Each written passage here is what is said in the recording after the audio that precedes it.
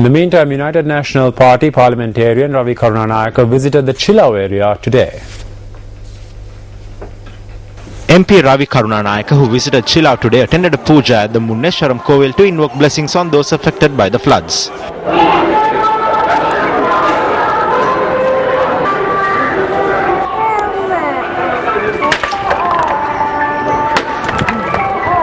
The Ministry of Disaster Management says 360 million will be allocated. However, the people charged that not a cent has arrived to these areas. 337,000 houses have been destroyed. A house would not receive even 6 rupees when considering the sum of money allocated.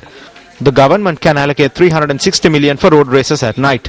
Why do ministers who live in these areas during an election do not cite these areas when people have problems? That is the question that I want to ask on behalf of the people.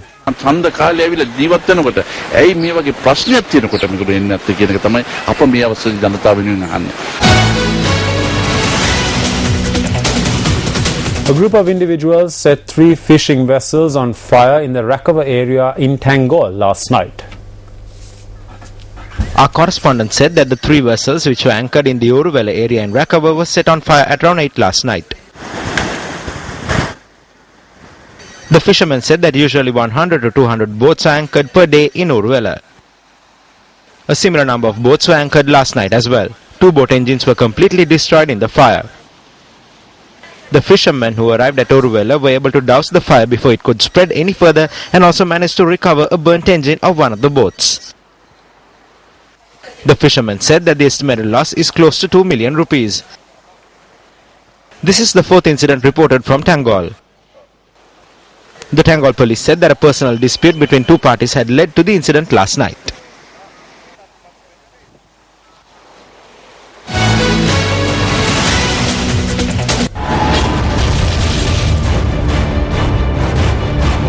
One fisherman reported missing after a ship collides with a fishing boat off the coast of Uswetakeya, Vattala. 3 people who set out to sea from Kudavela, Tangol missing. Survivors say they were hijacked and assaulted.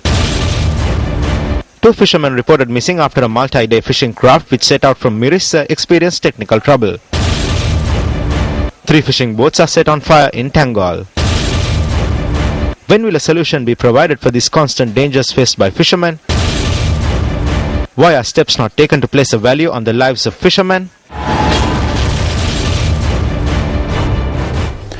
In the meantime, Minister of Cooperatives and Internal Trade Johnston Fernando has called for the suspension of officials of Lanka Satosa who purchased a stock of big onions that were unfit for consumption.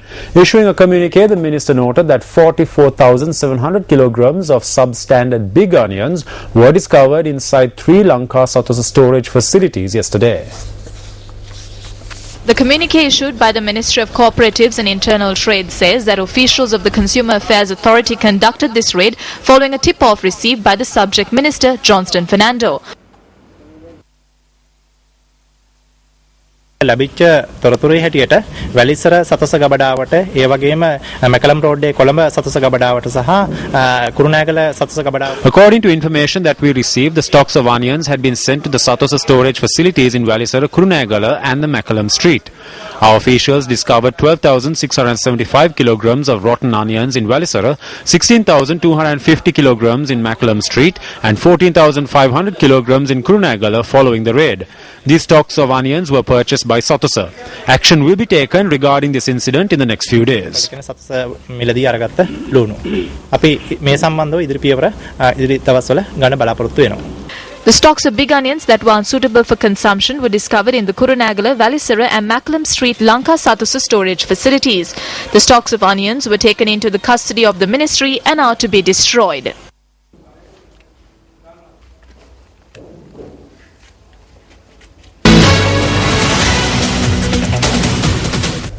You're watching News First. Up next is Action TV.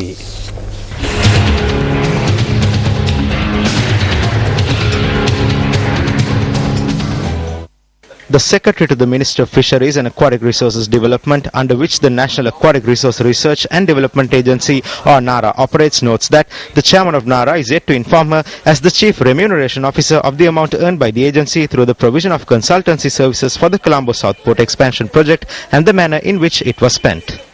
The Secretary of the Ministry based her letter on the Action TV revelations over the past several days on the question at hand. Responding to the Action TV revelation made on the 8th of this month, the chairman of NARA told Action TV on the 10th that the agency earned a sum of over 66 million rupees through the provision of the said consultancy services, and a sum of 37.5 million out of that money still remains. However, as per a request made by the chairman of NARA on the 18th of this month, the audit report provided by the internal auditor of the agency within 2 days on the manner in which the said amount was spent failed to prove how the monies were spent and how the accounts were written with major errors. The secretary in a letter to the NARA chairman requests the chairman to inform the board of directors of NARA regarding the matter and to inform her after checking whether the necessary steps have been taken.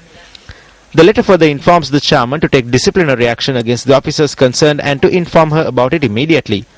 The secretary has made similar requests from the chairman of NARA on 2 previous occasions as well. The previous request was made to take necessary disciplinary action on the illegal conversion of treasury bills held by NARA accumulated through the investment of an insurance claim on a research ship sunk by the December 2004 tsunami into fixed deposits. A meeting of the board of directors of NARA is due to be held tomorrow.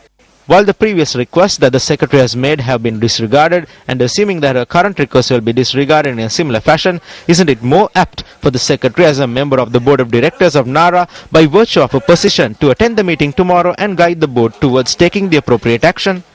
Secretary to the Minister of Fisheries and Aquatic Resources, this one is over to you.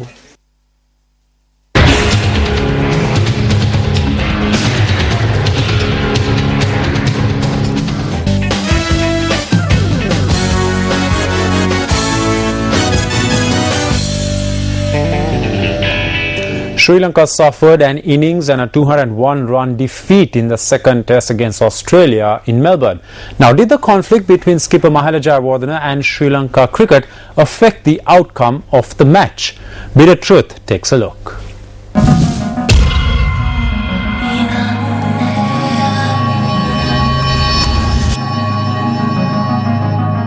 Sri Lanka Cricket reported on the 19th of this month that skipper Mahela Jayawardene had requested Sri Lanka Cricket to provide 25% of the guarantee fees of the recently concluded 2020 World Cup to other members of the team as well.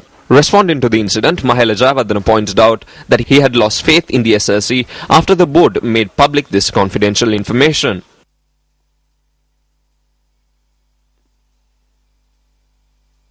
I don't think it's that big an issue. Obviously, that's something that was disappointing that had happened in between the 2 test matches. But like I said, I'm very much focused on this tour. I've told the board that as well, and I'm willing to move on. And whatever we need to do, we'll sit down after the series and we'll have a discussion with Sri Lanka Cricket. But right now, my 100% focus is on this tour and how we need to rectify where we are right now.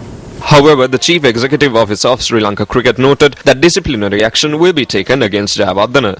He went on to say that once the chairman, the secretary and the treasurer of Sri Lanka Cricket, who are in Australia at the moment, return, the executive board will meet and hold discussions regarding the necessary course of action.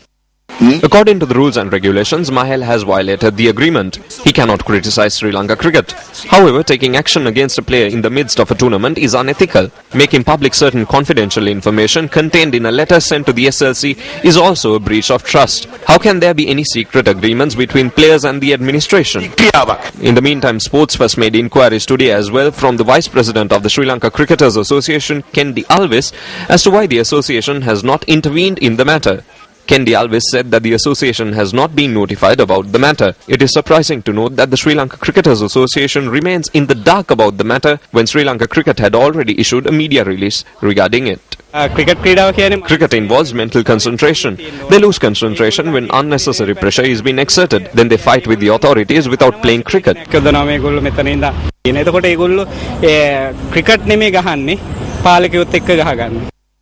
Cricket is not nourished by personal money. This is the money earned by cricketers.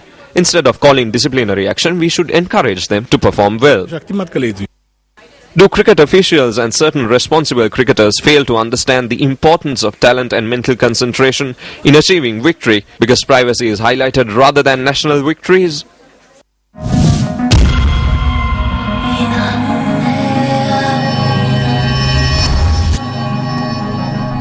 Before we wrap up the news, speaking at a media briefing today, Minister of Public Administration and Home Affairs WDJ Seneviratne said that a decision has been taken to commence an internal investigation into the fire that erupted at the Colombo Kacheri building. The government analyst report revealed that the fire that erupted at the Colombo Kacheri building on the 26th of last month was not due to a natural cause. Minister WDJ Seneviratne said that although a large number of documents were destroyed in the fire, documents related to certain investigations were protected. The minister noted that since an act of conspiracy may have been the cause for the fire, it was essential for the police to carry out further investigations. The minister, who pointed out that there were no security cameras fixed at the building, also said that the land-related documents have been decentralized. Colombo අපරාධ විමර්ශන ඒකකෙන් දැල්ලා තියෙනවා. රස පරීක්ෂකවරයා ඌනට දැන්නුවා කියලා. The government analysts had informed the Colombo Crimes Investigation Unit that the fire had erupted in a room on the top story of the building. A flammable item was used to set the fire. The minister will commence an internal investigation tomorrow. We hope to appoint a committee headed by the Additional Secretary to the Ministry of Home Affairs.